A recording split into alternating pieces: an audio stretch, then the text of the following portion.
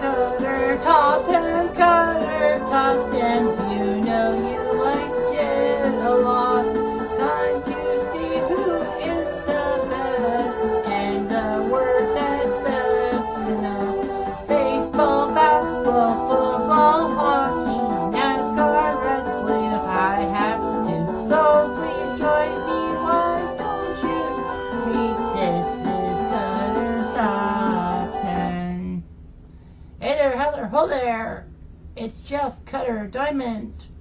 We're ready to rumble! Oh. Hey there, Heather, ho there! It's Jeff Diamond with another Top 10, and this time it's Top 10 NHL players who died during their careers. And there were only 10, so there were no honorable mentions and there were no other people on this list. So 10 people. It's not like a top 10 per se. It's just 10 people. First off will be Joe Hall, April 5th, 1919.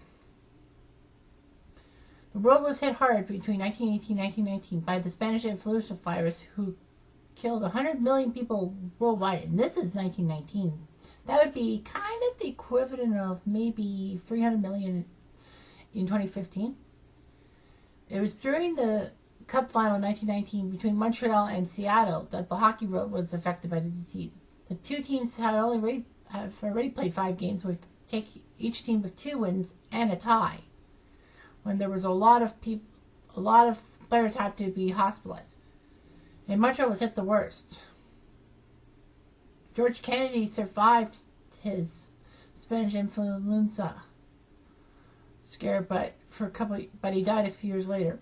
He tried to forfeit the cup to Seattle, but Pete Muldoon, man of the Curse of Muldoon for the Blackhawks, who was the coach of Seattle, declined. It was the only playoff in NHL history that the cup was not awarded. Of course, in 2005, there was no season, so that was when they didn't have the cup. And, of course, April 5th, 1919, the 5 days after the final was canceled, Hall succumbed to his pneumonia. He was only 37 years old, and he was part of the first Hockey Hall of Fame class that went to the CNA building in 1961, when the Hockey Hall of Fame was at the CNA before moving to downtown Toronto in 1992. Next up was Bill Baruchel, August 51. Bill Baruchel captured 4 cups with the Leafs in his short career. His cup-winning goal against Montreal would be his last. The famous goal in Game 5 of the 51 final, when he was supposed to stay on defense, but he ran up to the plate and scored over Jerry McNeil's shoulder. So basically, yeah. So in August, he left for a fishing trip in Seal River, Quebec, on a float plane with Henry Hudson, his friend, and the pilot. They couldn't find him. Well, they had a lot of fish in their system, being in their plane, that made sure the plane went downhill. For 11 years, they were missing.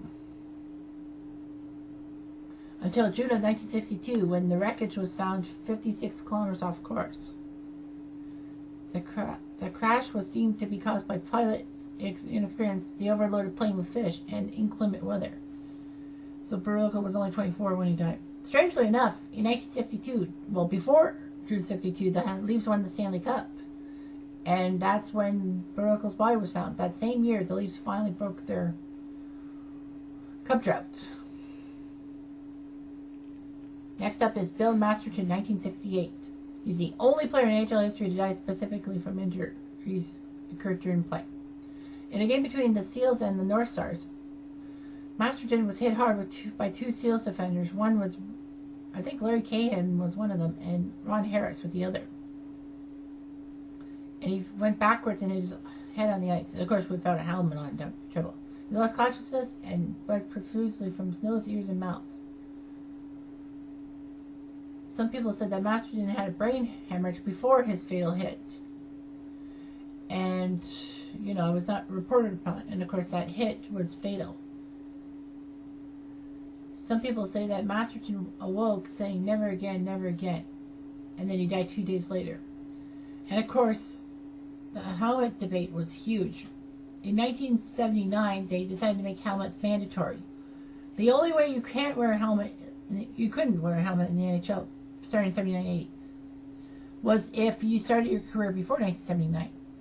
Every player who had started his career since 1979 had to wear a helmet, no matter what. There was a few times in the 90s that they would actually make waivers not to wear a helmet. And Craig McCavish was the last helmetless player, and that was in 1997. The league created the Bill Masterton Trophy in '68, which is handed out annually to the most sportsmanlike and dedicated player in the league. He was only 29. Some members of Bill Masterton who won the Masterton Trophy was Phil Castle, coming from testicular cancer, or Mark Fitzpatrick, who came from a serious disease that struck him in '91. Next up is Terry Sawchuk, May 1970. In his own words, the incident that would lead to Terry Sawchuk's death was a fluke. At 40 years old, Terry Sawchuk had a lot of issues, including depression, which was why he had dramatic shifts in behavior. All through his career. He quit suddenly with Boston in '57 for unknown reasons. And of course he had mono. After a decade of declining play, that saw him with 4 teams, well, twice with the Red Wings. Declining play. Yeah, but it was a big part of the '67 Leafs when they won the Cup. It looked like Sawchuk was going to retire after only playing 8 games for the Rangers in '70. However, he never made it past that offseason. While on vacation, they got into an altercation over bills and all that. Sawchuk got the worst of it when he got hit. He got kneed and he landed on a barbecue grill. He had a lot of internal injuries with a lot of surgeries, and of course the removal of his spleen. Some people say it was a playful fight, but not really. Sawchuk died a few days later. And Sawchuk's death was just pure accidental. Ron Stewart survived. Now, if you read the 100 Ranger facts, 100 Ranger things you should do before you die, Terry Sawchuk wanted his son Jerry to get a tryout with Kitchener, and he got the job. Anyway, next up, Tim Horton, 1974. Everyone knows Tim Horton because of the donut coffee shop chain that bears his name. He actually was interested in the donut and coffee stuff as early as 1964. So basically, he had chances for his donut chain when he was an active player. This was not named after him after he died. He was a great blue liner and died in 1974, unfortunately. After a game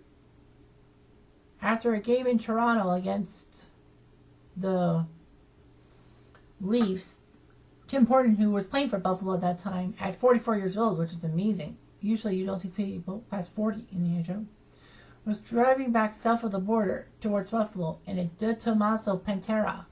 I don't know what a Pantera. I don't know who makes the De Tomaso. Maybe it is Italy.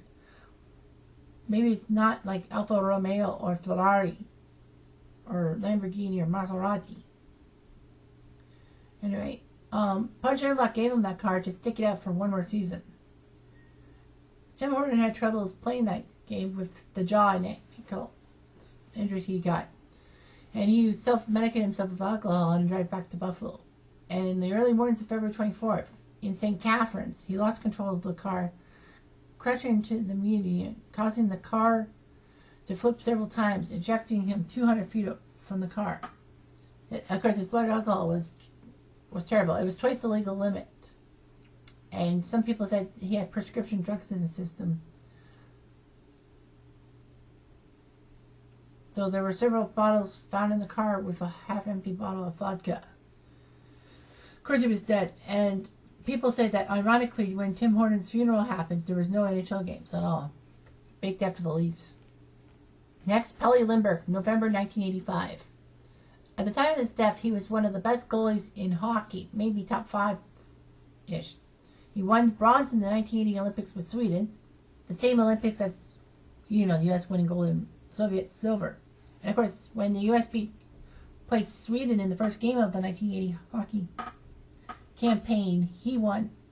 He gave up that late goal to Bill Baker, which gave the U.S. a point. So, of course, and he also won the Vezina in 84-85. Trouble was his death was because of fast cars and alcohol. Lindbergh was bouncing from Philadelphia and between Philadelphia and the minor league affiliate in Maine for several years. It was a relaxing night. Pelle Lindbergh was the backup for Bob Froese. And I think the Flyers won that game, but anyway, they hit up a Bennigan's restaurant when he had 2 beers and a shot of peppermint schnapps. Okay, you're thinking that's enough. And then the team decided to move to a bar at the practice arena in Voorhees, New Jersey, at the Coliseum. And the team drank till 5:30 in the morning. Because Philadelphia had a 5-6 day layoff after that game. So when leaving, Pelle Lindbergh and 2 friends got into his Porsche 930 Turbo. That is a fast car. Porsches are really hard. With a blood alcohol limit, twice New Jersey's legal limit, he crashed his car into the brick wall of an elementary school. He was dead. The other 2 passengers were injured, but they survived. Pelle was put on life support until his father came from Sweden and made the difficult decision to take him off life support. Pelle Lindbergh is the only player in NHL history to be posthumously selected to the All-Star game. And nobody in Philadelphia, his daughter's number 31, even though it's not been officially retired. He was only 26. Next, Yannick Dupré, August 1997, a lesser-known death. There's no knowing what he could have been. In 3 seasons, he only played 35 games, but he had a good reason. He died after a 16-month battle against leukemia, which is amazing. Diagnosed with cancer in 1996, Dupré would not play for the Flyers or even their American Hockey League team, Hershey. However, in the fall, his cancer was in remission, and he might be back to training camp for 97-98, but it didn't happen. His cancer returned. He had a bone marrow transplant, but it didn't work. And a few months later, he passed away. He was only 24 years old, and he got an award named after him for the AHL, which was the Yannick Dupré Memorial Award to the player who best services his community. So sad. Number 3, Steve Chiasson. Next, Steve Chiasson. Chiasson was a 14-year veteran of the Carolina Hurricanes and the Detroit Red Wings, because I was carded with the Red Wings, and it was a member of the 86 Memorial Cup champion Guelph Platers. His life was cut short due to drunk driving. The Canes returned to Carolina after Boston eliminated them from the playoffs. Boston would end up losing to Buffalo in the conference semifinals, and then Buffalo would not go on to win the Eastern Conference thanks to beating the Leafs, and then they lost to the Stars in the Stanley Cup final. For the airport, they went to Gary Roberts' house, and Chiasson decided to leave. But many players tried to dissuade him from driving because they knew he had a lot of alcohol in his system. And Chiasson said he lived close by. However, Chiasson's pickup truck, veered off the road, and then got right into the lane, which caused it to flip. And then it flipped. And then he flipped, and he was flung from the car. Police say speed and alcohol. Of course, Chiasson was 3 times over the legal limit, played a role in the crash, and not wearing a seatbelt, I guess. Second last one is Dan Snyder, October 2003. Dan Snyder was pretty huge. He was coming along, 25 years old, Owen Sound attack player, and also from Elmira, not far from Kitchener. Following a meet and greet with season ticket holders, Danny Heatley was driving Snyder to his house, but he lost control of his Ferrari going 80 miles per hour in a 35 zone, which is amazing. He hit a brick pillar by a country helm, hit a wire fence, and split the car in 2. That's amazing. Snyder was flung from the car, fracturing his skull. Heatley was injured, but he survived. Strange. 6 days after the accident, Snyder died, and Heatley would be charged with vehicular homicide. So he should have. Heatley pled guilty to second-degree homicide and was sentenced to 3 years probation. And he kind of lost his hockey spirit because that just ruined his hockey career. And also, Danny Heatley was thrown off NHL 2004 covers, replaced by Joe Sakic. The Tragically Hip wrote a song, Heaven is a Better Place Today, in Dan Snyder's honor. Dan Snyder was only 25, and Atlanta partially retired his number 37. And the last one is a sad time if you're a New York Rangers fan like I am. Derek Boogaard. The death may tarnish the NHL until it finally gets rid of fighting. And fighting has gone down, so on. An enforcer with Minnesota, and then for 1 year with the Rangers. Boogaard died after he overdosed on a mixture of alcohol and OxyContin. OxyContin's bad enough, but alcohol with it? However, he was diagnosed with chronic traumatic encephalopathy, CTE, which is a generic brain disease caused by concussions. Well, I guess as a fighter, you could get head injuries. According to reports, his CTE level was so advanced that he had early onset. He could have experienced onset dementia. It's believed that alcohol and prescription medicine is why Boogaard was coping with his pain, including with his fighting, which is so sad in a way. He was only 28 years old.